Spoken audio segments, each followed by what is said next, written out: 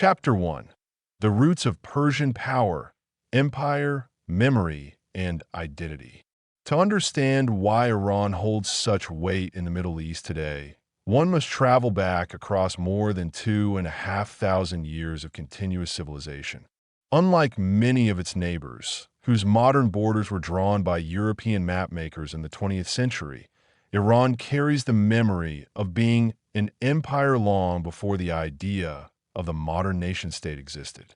When Cyrus the Great founded the Achaemenid Empire in the 6th century BC, he created what was then the largest political entity the world had ever seen, stretching from the Indus Valley in the east to the shores of the Aegean Sea in the west, and from the Caucasus Mountains down to Egypt. This was not merely a conquest of land.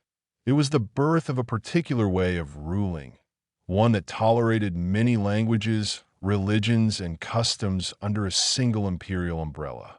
The famous Cyrus Cylinder, often described as one of the earliest declarations of human governance, reflected a vision of authority that did not require the erasure of conquered peoples. That memory of grandeur never fully disappeared from the Iranian imagination. The Persians were defeated by Alexander the Great, yet even his conquest could not dissolve the cultural core that had formed on the Iranian plateau. After the Hellenistic interlude, Persian power reassembled itself under the Parthians and then the Sassanids, who for centuries stood as the equal and rival of Rome and later Byzantium. These were the two superpowers of the ancient world, locked in a struggle that defined the politics of the Middle East for generations. The Sassanid court developed a sophisticated bureaucracy, a state religion in Zoroastrianism, and a sense of itself as the guardian of order against the chaos beyond its frontiers. This conviction, that Iran sits at the center of civilization rather than at its margins, became a thread woven deeply into the national psyche. Then came the 7th century and the arrival of Islam, carried by Arab armies that toppled the Sassanid throne. For many peoples, such a conquest would have meant cultural disappearance. Iran instead did something remarkable. It absorbed the new religion while transforming it, infusing Islamic civilization with Persian administration, poetry, art, and philosophy. The Abbasid Caliphate, often considered the golden age of Islamic learning, leaned heavily on Persian models of governance and Persian intellectuals. Scholars, poets, and viziers of Iranian origin shaped the intellectual life of the Muslim world. The Persian language survived and flourished, eventually becoming the language of high culture across a vast region stretching into Central Asia and the Indian subcontinent. Where the conquered often vanish into the conquerors, Iran reversed the equation, shaping the very civilization that had militarily defeated it. This capacity to endure, adapt, and influence is central to understanding Iranian power. The country has been invaded repeatedly across its history by Arabs, by Turkic dynasties, by the Mongols who devastated its cities, and yet each time it reconstituted a distinct identity. The Mongol storm of the 13th century left ruins and mountains of dead, but within a few generations the invaders themselves were patronizing Persian art and adopting Persian administrative practices. This pattern repeated so often that it became almost a law of regional history. Those who conquered Iran tended, over time, to become culturally Persianized. A decisive turning point arrived in the 16th century with the rise of the Safavid dynasty. Under Shah Ismail, the Safavids made 12 Shia Islam the official religion of the Iranian state. This single decision reshaped the religious map of the entire Middle East. Until then, the Iranian plateau had been religiously mixed with a strong Sunni presence. The Safavids deliberately and sometimes forcibly transformed the population into adherents of Shia Islam, distinguishing Iran sharply from the surrounding Sunni Ottoman world. This was a profound act of statecraft. It gave Iran a unique religious identity that set it apart from its powerful Ottoman rival to the west and created a sense of distinctiveness that endures to this day. The Sunni-Shia divide, which would later become one of the defining fault lines of Middle Eastern politics, was hardened in significant part by this Safavid project. The geography of the Iranian plateau reinforced these patterns. Ringed by mountains, deserts, and seas, Iran possessed natural defenses that made it difficult to fully conquer and easier to defend. Its highlands looked down upon the flat lands of Mesopotamia and the Persian Gulf, giving it a strategic advantage over some of the most important crossroads of trade and conflict in human history. The plateau was both a fortress and a watchtower, allowing Iranian states to project influence outward while protecting their core. This geography helped ensure that whatever dynasty ruled in the heartland, a recognizably Iranian power would persist. By the time the modern era approached, Iran carried a unique inheritance. It possessed a sense of ancient imperial greatness, a distinct and unifying religious identity, a prestigious cultural and linguistic tradition that had shaped an entire civilization, and a defensible geographic core. No other society in the region combined all of these elements in quite the same way, where neighboring identities were often newer or imposed from outside. The Iranian identity felt ancient, self-generated, and resilient. This deep foundation is the first and perhaps most overlooked source of Iranian power. Long before oil, before missiles, before revolutionary ideology, there was the simple and enduring fact that Iran knew itself to be a civilization with a long memory and a strong sense of its own importance. That self-conception would shape everything that followed, providing the psychological bedrock upon which later strategies of influence, resistance, and ambition would be built across the turbulent centuries that lay ahead.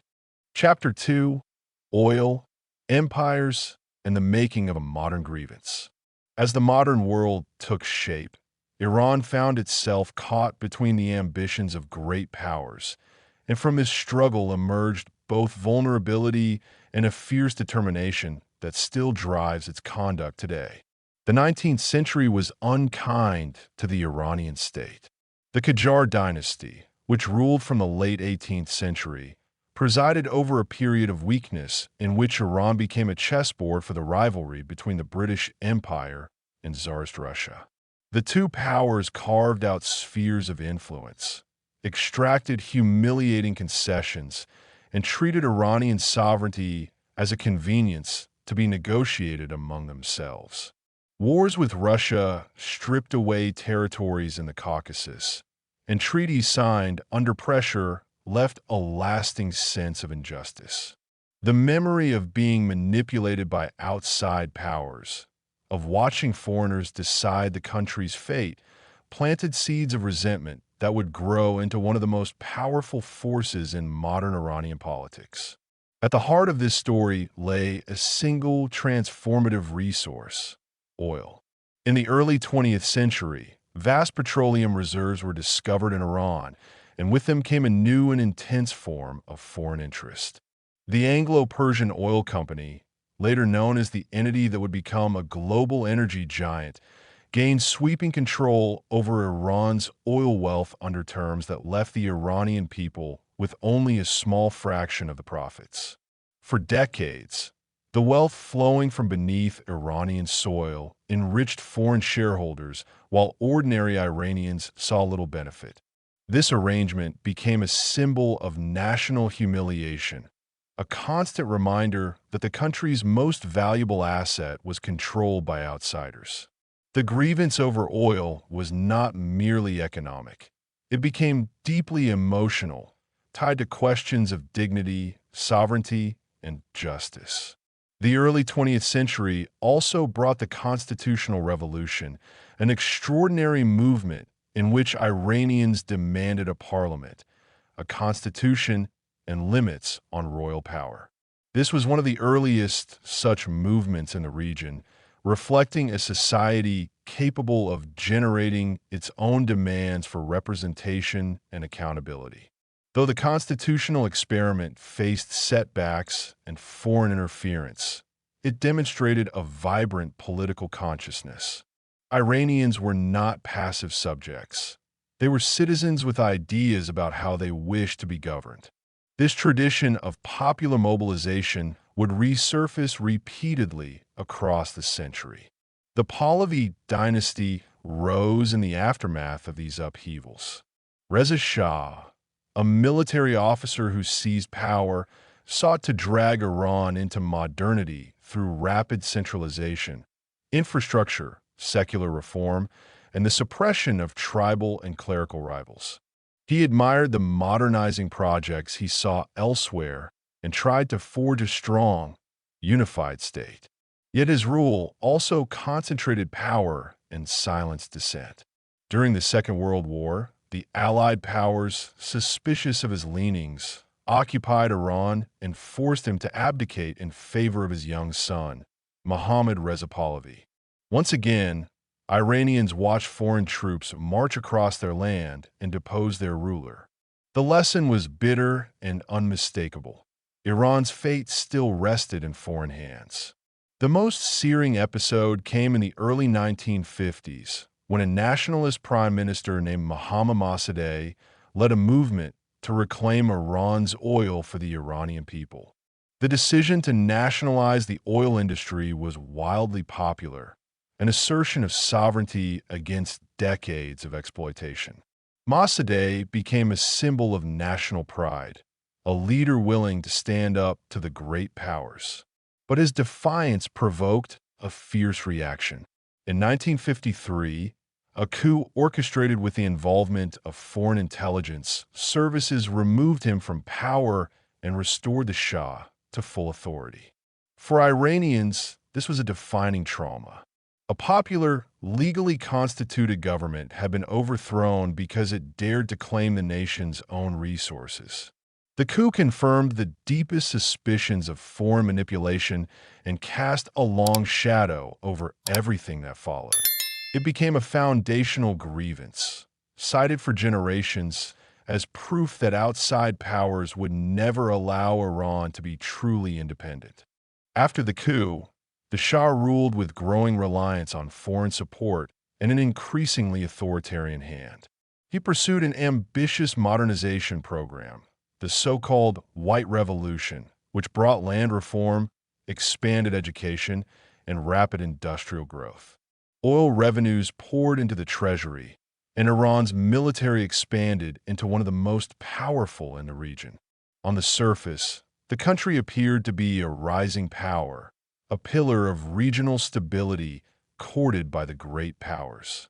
The Shah imagined himself restoring the glory of ancient Persia, and he hosted lavish celebrations of the monarchy's imperial heritage.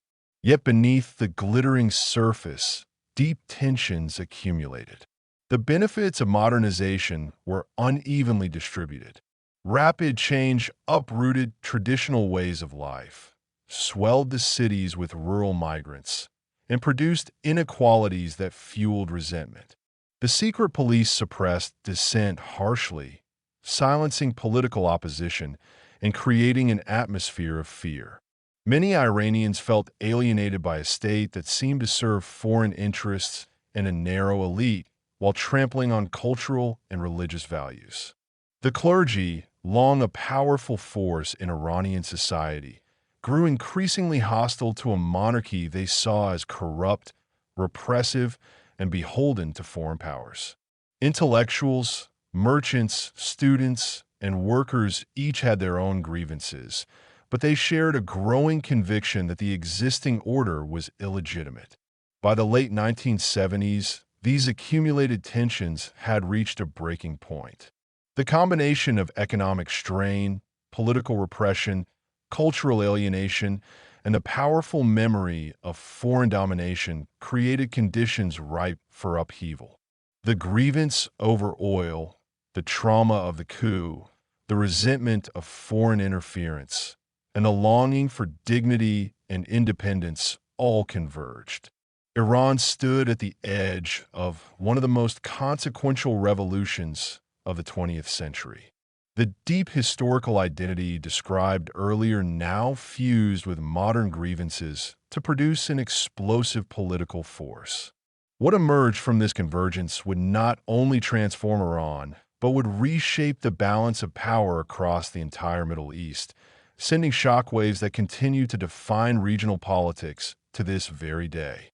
Chapter 3: Revolution and the Birth of a New Strategy.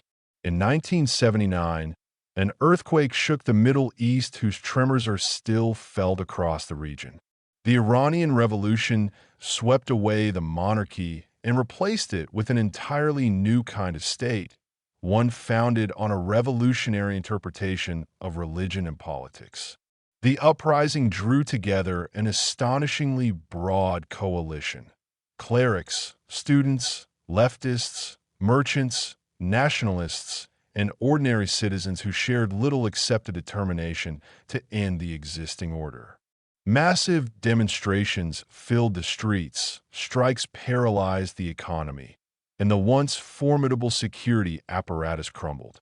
The Shah, gravely ill and politically isolated, departed the country, and the monarchy that had ruled for decades collapsed with astonishing speed.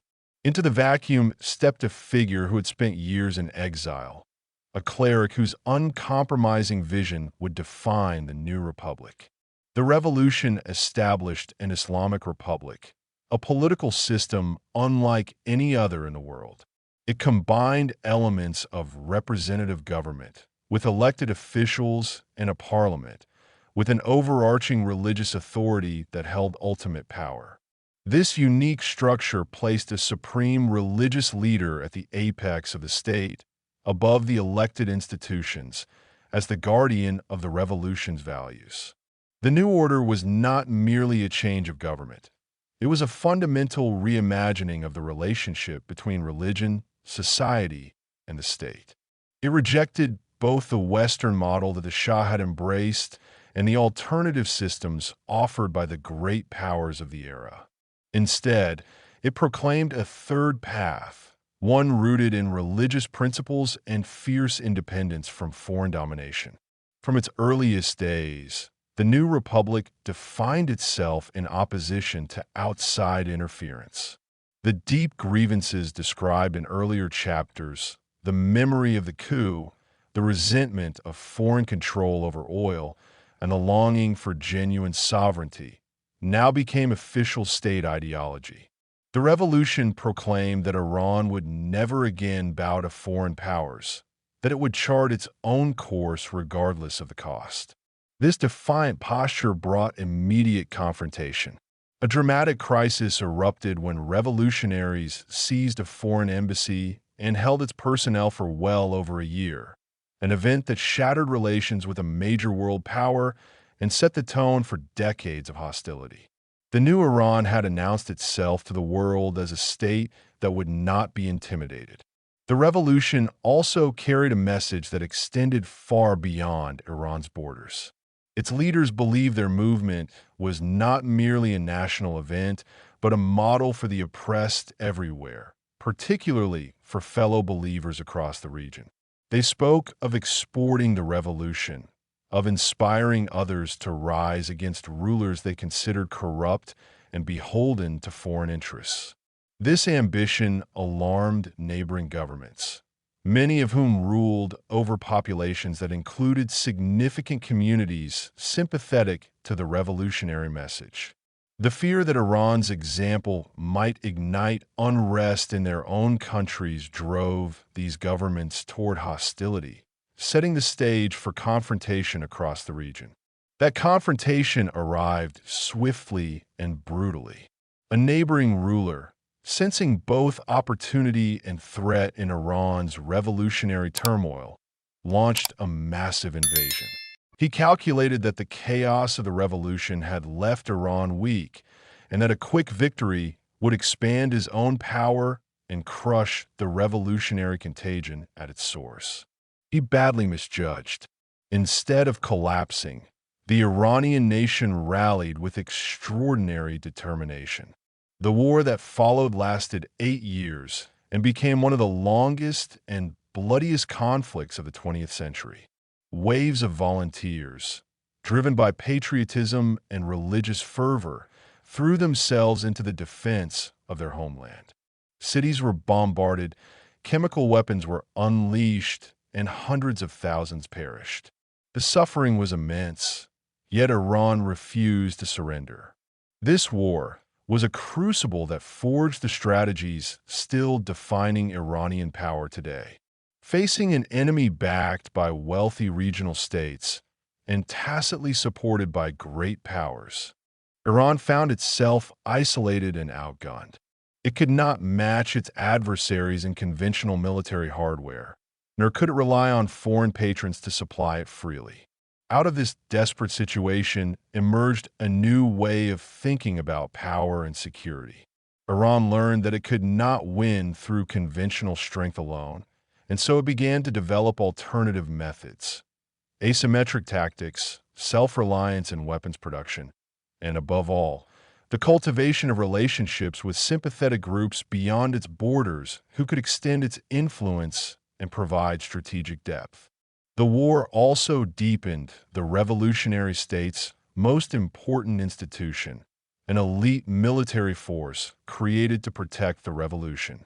This organization grew far beyond a conventional army, evolving into a powerful entity with its own ground, naval, and aerospace branches, its own economic enterprises, and a special wing dedicated to operations beyond Iran's borders.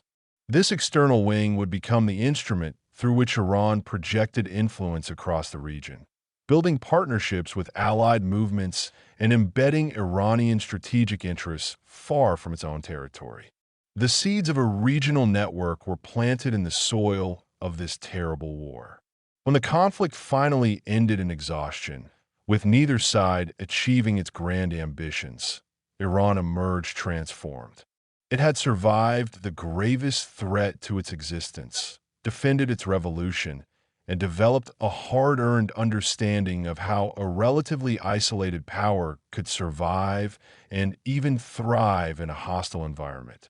The lessons were clear and would guide policy for decades. Iran would build its own weapons rather than depend on others. It would cultivate allies and partners across the region to create layers of defense far from its borders.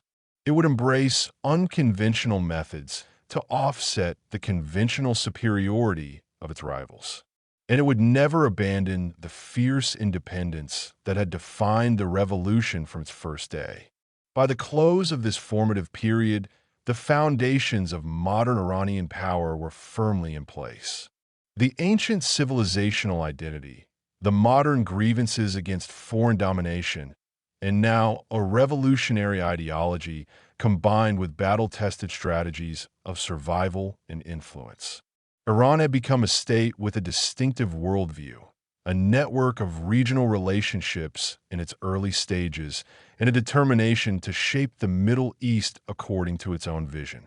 The stage was set for Iran to extend its reach across the region in the decades that followed, transforming itself from a beleaguered revolutionary state into one of the most influential and controversial powers in the entire Middle East.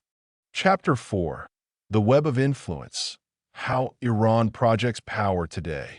In the decades following its founding war, Iran transformed itself into one of the most influential actors in the Middle East, building a form of power that does not depend on the size of its economy or the modernity of its conventional military. To understand why Iran is powerful today, one must understand the distinctive strategy it developed. Rather than confronting stronger rivals head-on, Iran extended its reach through a web of relationships, alliances, and capabilities that stretch across the entire region. This approach, often described as the pursuit of strategic depth, allowed a country facing sanctions and isolation to exert influence far beyond what its raw resources might suggest. The cornerstone of this strategy is Iran's network of regional partners and allied movements.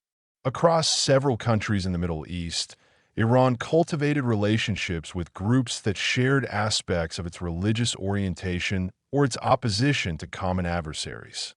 By supporting these partners with training, weapons, funding, and strategic guidance, Iran created a series of friendly forces positioned throughout the region. This network serves multiple purposes.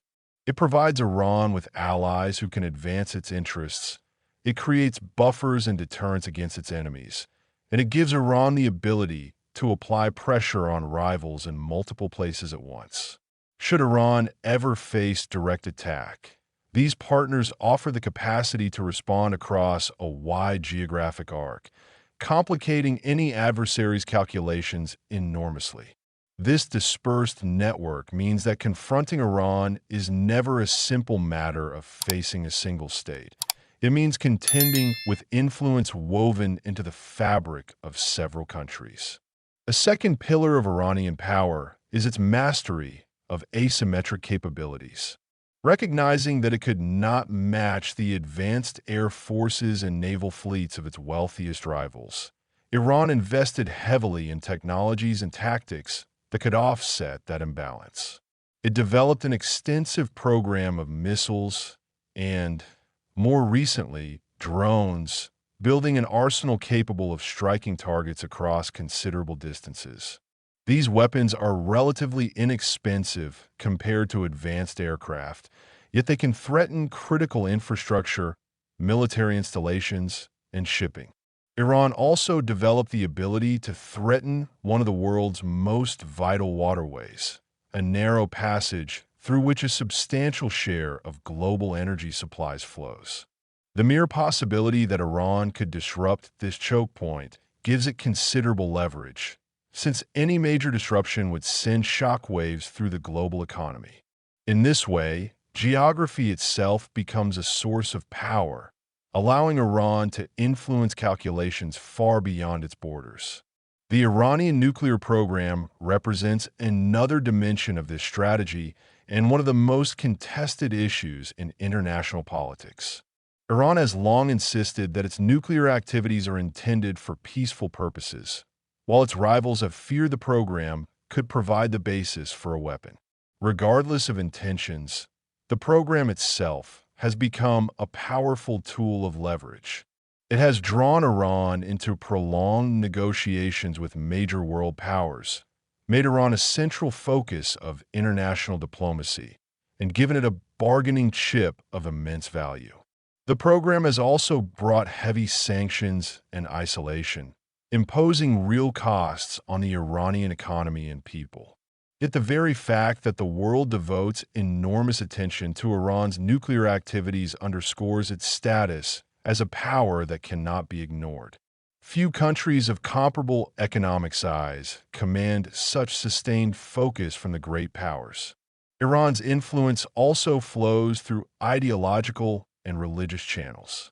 As the most prominent state founded on its particular religious vision, Iran positions itself as a champion of certain communities and causes across the region. It frames itself as a defender of the oppressed and a leader of resistance against foreign domination. This narrative resonates with some populations and grants Iran a form of soft power that complements its military and political tools. By presenting itself as standing against outside interference and on behalf of dignity and independence, Iran taps into sentiments with deep historical roots in the region, the very grievances that shaped its own modern identity. Yet Iranian power is not without significant limits and vulnerabilities. The economy has suffered enormously under prolonged sanctions, and ordinary citizens have borne heavy burdens. Inflation, unemployment, and economic hardship have generated repeated waves of domestic discontent, with large protests erupting at various moments. The very strategy of regional influence is costly, requiring resources that some Iranians believe would be better spent at home. The country also faces powerful adversaries, both within the region and among the great powers, who view its ambitions with deep suspicion and work actively to contain them. Iran's network of partners, while a source of strength, also entangles it in conflicts and rivalries that can be difficult to control. The balance between projecting power abroad and maintaining stability at home remains a persistent challenge. The internal dynamics of Iran add further complexity.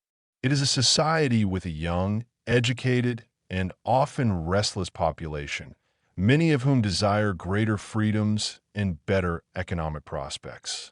There exists a persistent tension between the conservative guardians of the revolution and those who seek reform and engagement with the wider world. This internal contest shapes the country's trajectory in ways that are difficult to predict. The same population that can rally fiercely against foreign threats can also press forcefully for change at home. Iran is therefore not a monolith, but a dynamic and sometimes contradictory society, capable of both remarkable resilience and significant internal strain. When all these elements are combined, the sources of Iranian power become clear. Iran draws strength from an ancient civilizational identity that gives it a profound sense of self and continuity. It is fueled by modern grievances against foreign domination that drive its fierce independence.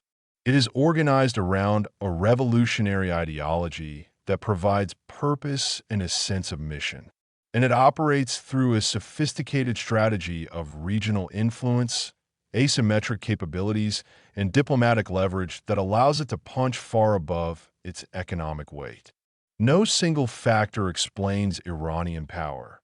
Rather, it is the combination of deep history, hard grievance, revolutionary conviction, and shrewd strategy that makes Iran such a formidable and enduring force.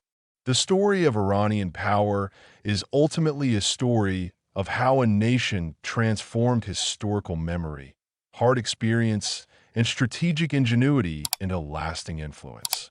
Whether viewed as a stabilizing force or a destabilizing one depends greatly on perspective, and the debates about Iran's role will continue for years to come. What is undeniable is that Iran has positioned itself at the very center of Middle Eastern affairs, a power whose decisions ripple across the entire region and beyond. Understanding the roots and mechanisms of that power is essential for anyone seeking to comprehend the past, present, and future of one of the most complex and consequential regions on Earth.